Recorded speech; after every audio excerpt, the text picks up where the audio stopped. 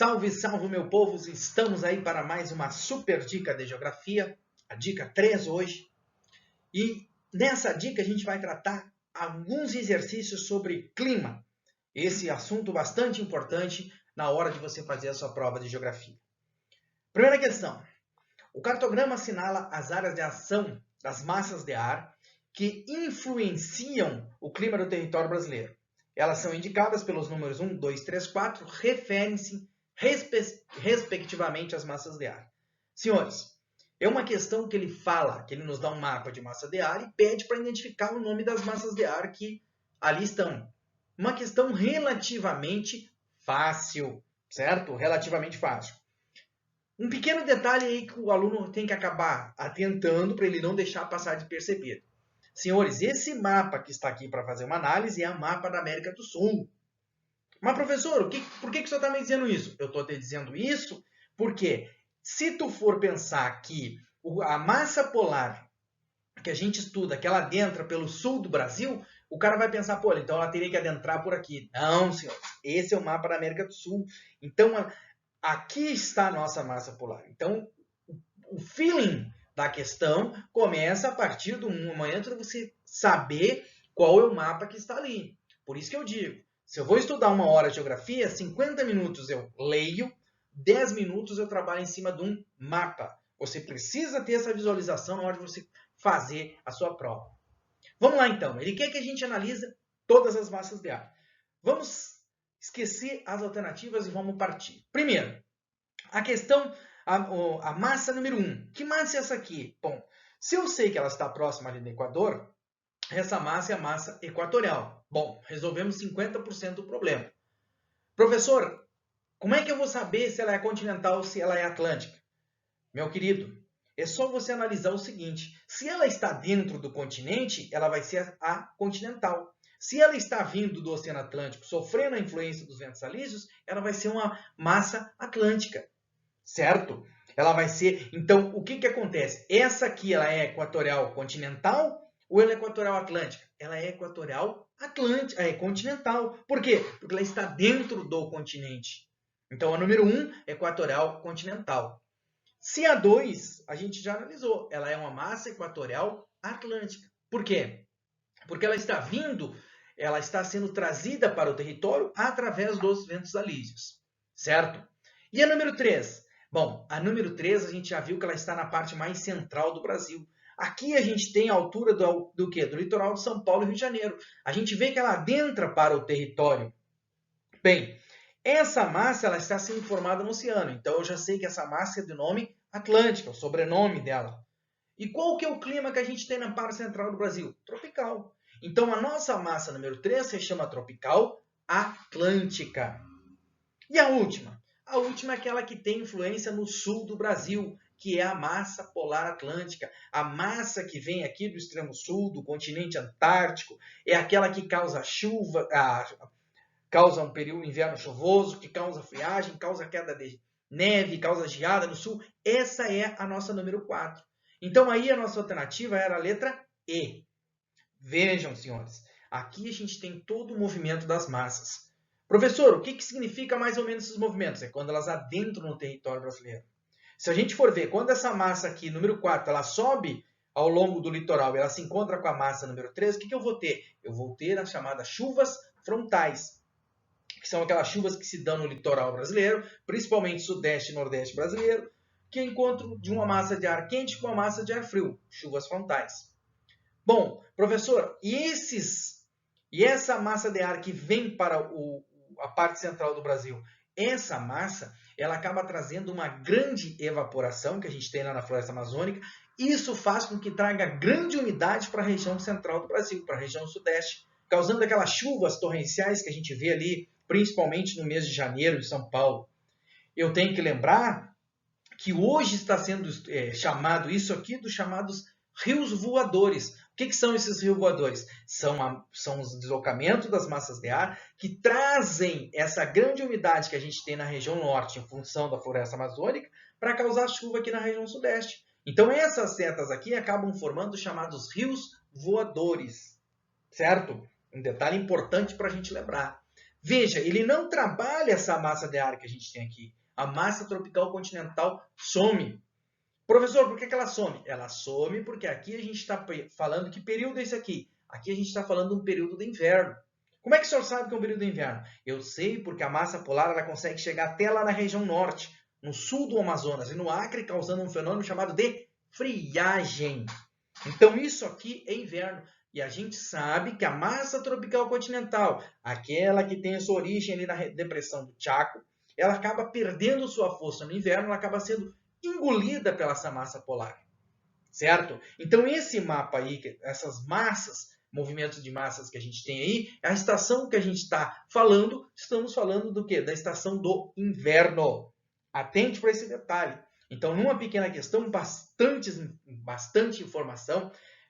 Informação essa que você tem que parar, escrever no seu caderno, esses bizu, rios voadores, a influência das massas, aquela que atua no inverno, aquela que atua no verão, é isso que você precisa para a prova, é isso que você precisa para resolver o seu exercício. Então, gabarito, letra E. Próximo. Na Amazônia Ocidental, durante os meses de junho, julho e agosto, pode ocorrer súbitas quedas de temperatura, fenômeno esse conhecido localmente como friagem. Tal fato deve-se. Bom, senhores, Amazônia Ocidental, o que é isso? É o oeste da Amazonas. É aquela região do Acre, aquela região do oeste do Amazonas, da famosa cabeça do cachorro. Só que aí agora eu vou chamar a atenção para você o seguinte, isso você tem que ter condições, aquilo que eu falo, fecha o olho e visualiza onde é que está falando essa Amazônia Ocidental. Ah, mas eu não tenho esse senso de localização. Entra lá no canal, você vai ver que tem uma aula especial para exatamente essa posição que ela vai servir, ela vai te orientar bastante. Nessa questão ele já falou, ele tá sendo trabalhado a questão da chamada friagem. Ele não quer saber de massa de ar, ele quer uma explicação sobre a friagem. Vamos lá. Qual fato deve-se? Aos ventos que sopram dos anteplanos andinos relativamente próximos? Não. Os ventos andinos eles não têm influência no território brasileiro, naquela região da Amazônia. A intensa evaporação que ocorre após as chuvas torrenciais típicas da estação, vejam bem, a gente tem uma intensa evaporação da região norte? Tem, sem dúvida. O clima mais úmido do Brasil. E vai causar chuvas? Lá vai causar chuvas torrenciais, que alguns livros, alguns autores tratam como chuva de convecção, chuva de conversão. Só que, da maneira geral, a gente trabalha com chuva de convecção. Tá? Então, se você ler a chuva de conversão é essa da região norte, alguns geógrafos trabalham. Agora, se falar com chuva de convecção, também está certo. Também essa é da região norte do Brasil. Porém, a intensa evaporação não tem nada a ver com o quê? Com friagem. Ela tem a ver com chuva, índice de pluviosidade. C. A influência da nebulosidade produzida pela baixa pressão equatorial? Não. Não temos nebulosidade lá. O Sol é a pico. Lembre-se, se a gente fosse estudar os raios do Sol lá nessa região, porque é junto ao Equador, a gente sabe que os raios do Sol lá eles acabam batendo perpendiculares ao solo. É o mesmo Sol que a gente pega no meio-dia, aquele Sol que está no meio do céu, que não tem aonde a gente ter sombra. Porque a gente sabe, numa parte da nossa casa de manhã tem sombra, na outra parte, à tarde acaba trocando para o outro lado da casa, correto? Por quê? Porque é um movimento normal do Sol. Nasce no leste e vai se pôr no oeste. Quando a gente está falando da região norte do Brasil, parece que aquele Sol ele passa o dia inteiro no meio do céu. Eu aproveito os raios perpendiculares ao solo, faz com que a gente aproveite o Sol de uma maneira mais intensa. Tá? Mas não tem nada a ver com frio, e sim com calor. Agora, a penetração rápida de massas polares meridionais, já em processo de aquecimento, correto. É a massa polar meridional? É essa que vem do sul. Já em processo de aquecimento? Sim, é óbvio que ela vai estar em processo de aquecimento, porque ela saiu aqui da Antártica, então ela já vai perdendo força ao longo do território. Tanto que a gente vê que o clima da friagem, a temperatura ali é 8, 9, 10 graus, mais ou menos, né? Que é frio para aquela região lá. Porém, a gente vê que aqui na região sul está fazendo uma temperatura negativa. Certo? Então, a nossa resposta é a letra D. A letra E, ele fala, o efeito moderador dos ventos alísios procedentes do oceano. A gente sabe que a região norte ela acaba sofrendo bem menos efeito dos ventos alísios. Por quê? Porque ela não praticamente ela não tem litoral nessa região onde ele está trabalhando, nessa região ocidental. O litoral da região norte se restringe mais àquela porção norte, setentrional, lá onde tem a Roraima, onde tem a Amapá. Isso sim, Pará. Aí a gente pode falar um pouquinho de eventualismo, mas essa região que está sendo trabalhada aqui, no oeste do estado do Amazonas, que pega Acre, pega Amazonas, aquela parte da cabeça do cachorro, a gente não tem influência de eventos alísios. Então aí a nossa resposta é a letra B. Massa rápida, a penetração rápida de massas polares meridionais. Veja, ele não trabalhou a questão de massa polar. Um detalhe que eu deixo para você, que você vai anotar depois no seu material, a friagem ela só ocorre no inverno. Ah, isso é óbvio. O óbvio precisa ser dito. Na hora da prova, na hora do nervosismo, a gente acaba deixando de levar em consideração essa informação e muitas vezes ele acaba perdendo uma questão ali fácil, certo? Próxima. A região sul do Brasil difere-se das demais regiões brasileiras no que diz respeito ao clima. Nesta região, o clima é controlado por massas de ar tropicais e polares.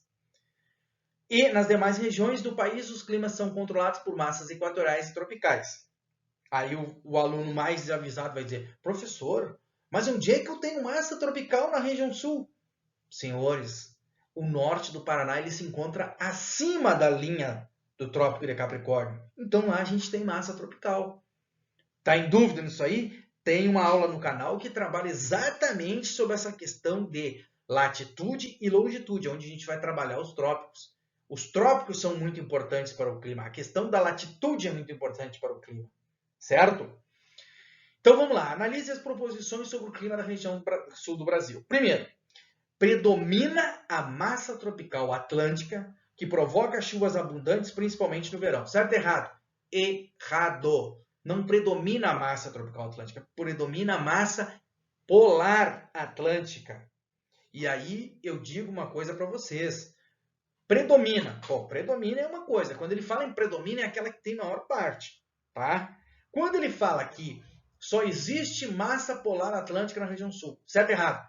Errado. Porque no norte eu tenho a massa tropical atlântica. Mas na questão ele não está falando isso. Na questão ele fala, predomina a massa tropical atlântica. Errado. Não é ela que predomina. Ela pega ali, digamos, 7%, 10% do território da região sul.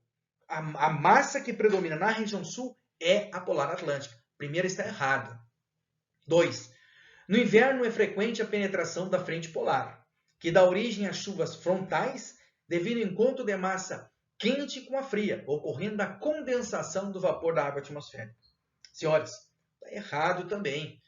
Falei aqui na primeira questão que a gente trabalhou hoje. As chuvas frontais elas se dão principalmente aonde? Litoral da região sudeste e litoral da região nordeste. É quando, no inverno, a massa polar atlântica ela consegue subir em direção ao sudeste e ao nordeste. E lá ela vai encontrar uma massa de ar quente e vai acabar causando chuvas frontais. Essas chuvas frontais, geralmente, elas ocorrem aonde? Ao longo do litoral, certo? Então, não é na região sul. Ah, ocorrendo a condensação do vapor da água. Não, não tem nada a ver. A condensação, ela poderia ocorrer aonde? Lá, na questão da evaporação da região norte.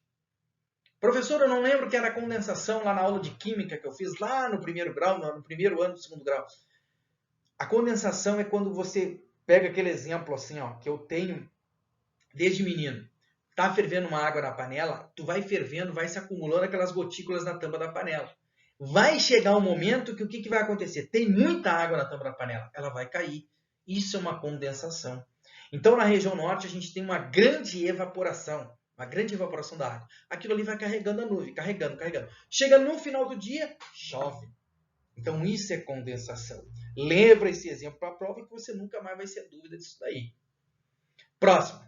O índice médio anual da pluviosidade é alto e as chuvas são bem distribuídas durante o ano, inexistindo estação seca. Certo ou errado? Certo!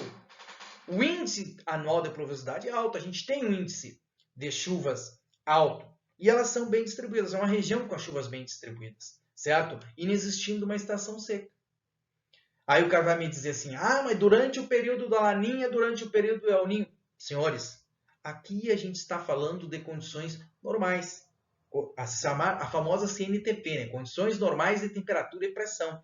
O que vai acontecer? Acontece que essa é a característica do clima subtropical, certo? Então a 3 está correta. 4. É um clima que pode ser classificado como mesotérmico, isto é de médias temperaturas? Errado. E aí eu vou responder a 4 para vocês, dando já o bizu da 5. É o clima brasileiro com maior amplitude térmica. O que é amplitude térmica? É a diferença entre máxima e mínima, certo? Não é um clima mesotérmico. O mesotérmico seria aquele que se mantém ali praticamente estável, que a gente tem 35 graus no verão, ao inverno, 25 graus, certo? Então não é um clima mesotérmico. Porque ele pode até, ele pode ser um clima caracterizado ali como mesotérmico em alguns momentos, mas ele não tem médias temperaturas. Muitas vezes ele acaba sendo mesotérmico porque algumas regiões do clima subtropical a temperatura é baixa o ano inteiro. Aonde isso? Na serra, naqueles locais mais altos de Santa Catarina, ali onde a gente pega Urupema, uma das cidades, se não a cidade mais fria do Brasil, ali a gente tem um clima mesotérmico, porque tem uma média de temperatura, uma média fria. Mas o clima como um todo, ele não vai ser caracterizado na região sul. E o último, a amplitude, que é térmica anual é elevada, a maior dos climas brasileiros. A amplitude térmica anual é elevada? Sim. É a maior que a gente tem. Essa questão do mesotérmico, ela acontece o seguinte, ó. Se a gente conseguir, se o examinador ele determinar um local de maneira geral, um local, a gente vai ter um clima subtropical como mesotérmico. Mas a gente não pode dizer com todo o clima subtropical, ele é de médias temperaturas. Porque ele não é de médias temperaturas. A gente tem baixa temperatura no inverno e tem altas temperaturas no verão. Tá? Agora, o clima caracterizado da região da Serra Gaúcha, da Serra Catarinense, ele é caracterizado como mesotérmico? Sim, porque ele acaba tendo médias temperaturas, certo? Então, esse é o detalhe que a gente tem aí. Então, por isso que a gente ficaria ali com a mais correta, sendo a resposta que a gente tem ali encontrando na 3 e na 5, certo? Que a gente consegue ter essa classificação mais ideal. Essa 4 aí, ela fica meio naquela dúvida. Ah, professor, se for no concurso, o que eu faria? No concurso, eu marcaria a 3 e a 5, que nem eu falei para vocês. Se surgisse a 4, a gente poderia questionar em torno de que ele não trouxe uma localização mais específica, certo? Em relação a essa questão do mesotérmico, certo? Espero que tenha gostado. Essas questõezinhas rápidas de clima. Se gostou, compartilha com o seu colega. Inscreva-se no canal. Vá deixando lá sugestões para os próximos exercícios, de modo que a gente consiga atender a sua necessidade e consiga fazer com que o canal cresça e você tenha cada vez mais resultados com essas nossas super dicas. Até mais!